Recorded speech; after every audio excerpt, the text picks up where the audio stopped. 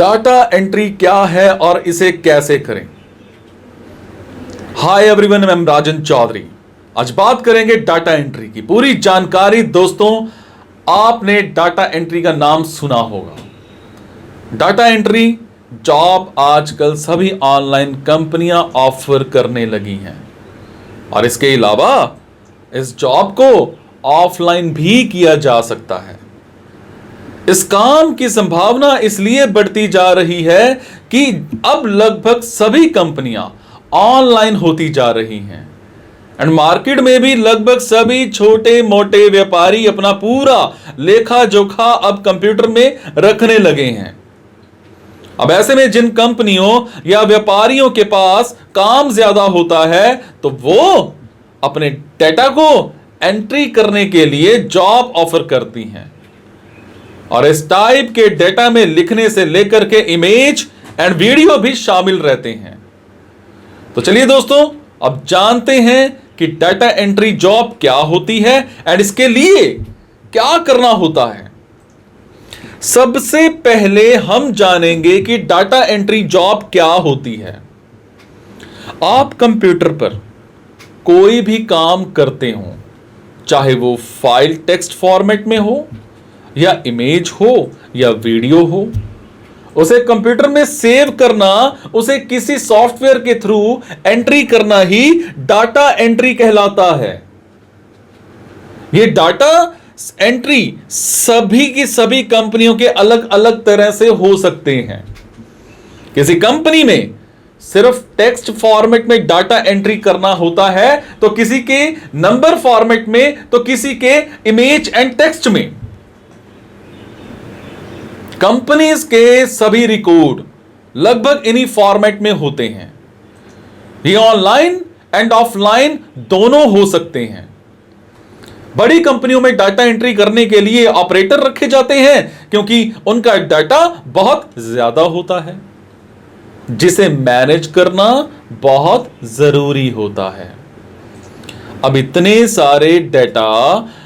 सारे डेटा को एंट्री करने के लिए आपकी स्पीड कंप्यूटर पर अच्छी होनी चाहिए एंड आपको कंप्यूटर के कुछ बेसिक सॉफ्टवेयर जैसे PowerPoint, MS Excel, MS Word, internet की नॉलेज होनी चाहिए। डाटा एंट्री के लिए क्वालिफिकेशन क्या होती है? डाटा एंट्री जॉब के लिए ज्यादा पढ़ा लिखा हुआ जरूरी नहीं होता है। अगर आप 10th पास हैं तो भी डाटा एंट्री जॉब कर सकते हैं, लेकिन अगर आप किसी लिमिटेड कंपनी में जॉब करना चाहते हैं तो आपको 10+2 पास के साथ कंप्यूटर कोर्स की डिग्री की जरूरत पड़ सकती है। वैसे तो यह कंपनी के काम पर डिपेंड करता है कि वो किस तरह का काम देते हैं। हम बात करेंगे डाटा एंट्री स्पीड होना भी बहुत जरूरी है। कंपनियों के पास अनलिमिटेड डेटा होते हैं। यह कभी खत्म ना हो सकने वाला डेटा होता है क्योंकि कंपनी अपने एरिया में लगातार ऐसे बढ़ती रहती है। ऐसे में कंपनी के सभी डेटा को कलेक्ट करना बहुत जरूरी होता है। आपकी डाटा एंट्री की स्पीड जितनी ज्यादा होगी उतनी ही आपको जॉब की पॉसिबिलिटी ज्यादा होगी। आपकी डाटा एंट्री की स्पीड कम से कम 30 से 35 वर्ड पर मिनट होनी चाहिए। हम बात करेंगे मल्टी लैंग्वेज टाइपिंग। ये इंग्लिश में भी हो सकती है, हिंदी में भी हो सकती है। कुछ सालों पहले कंप्यूटर पर हिंदी टाइप करना बहुत मुश्किल होता था, लेकिन आज हिंदी की डिमांड देखते हुए कई सॉफ्टवेयर आ चुके हैं जिसकी हेल्प से आप आसानी से कंप्यूटर पर हिंदी लैंग्वेज में टाइप कर सकते हैं।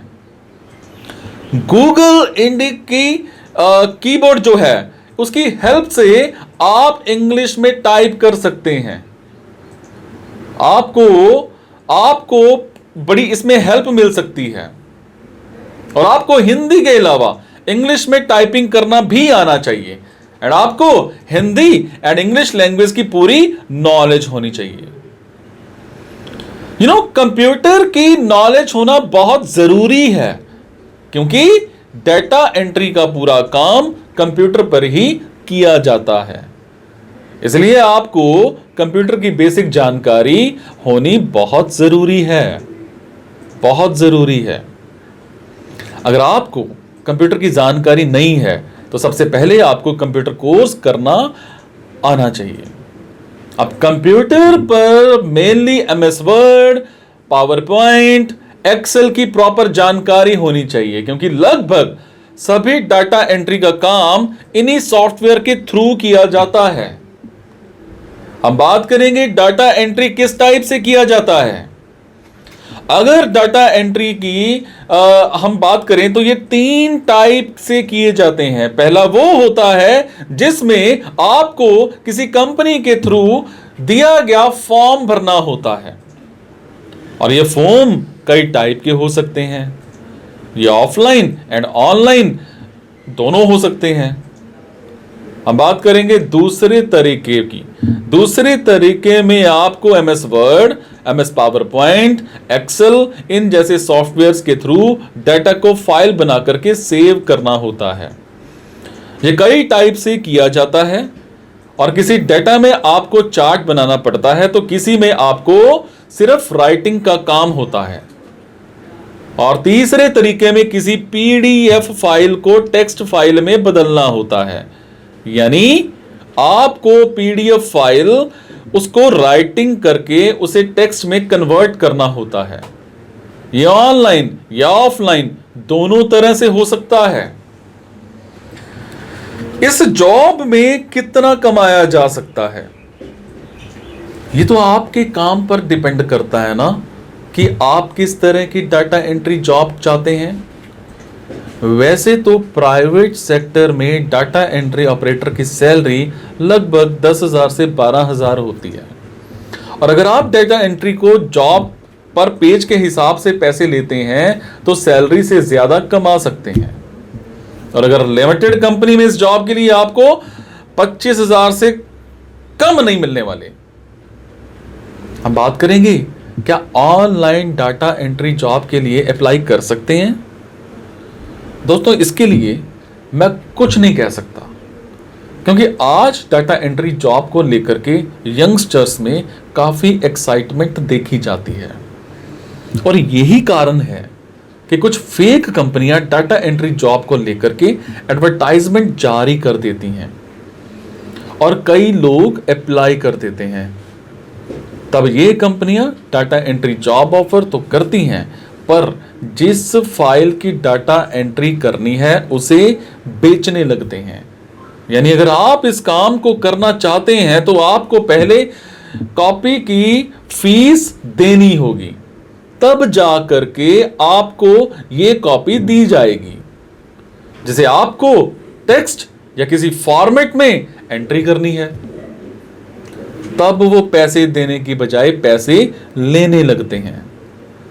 तो इसीलिए अगर आप किसी ऑनलाइन कंपनी की डाटा एंट्री जॉब करना चाहते हैं तो सबसे पहले उस कंपनी के बारे में पता लगाएं। पूरी जानकारी मिलने के बाद ही आप उसे अपनी पूरी पहचान बताएं। ये आपको वीडियो कैसे लगा मुझे कमेंट में ज़रूर बताइएगा। आपके कमेंट से मुझे प्रेरणा मिलती है कुछ अच्छा करने की, कुछ नया करने की। मैं कोशिश करता हूँ, मैं रिसर्च करता हूँ आप सब भाइयों के लिए, बहनों के लिए, ताकि आपके लिए कुछ अलग से कुछ नया कर सकूं। और मुझे आपके साथ की ज़रूरत है।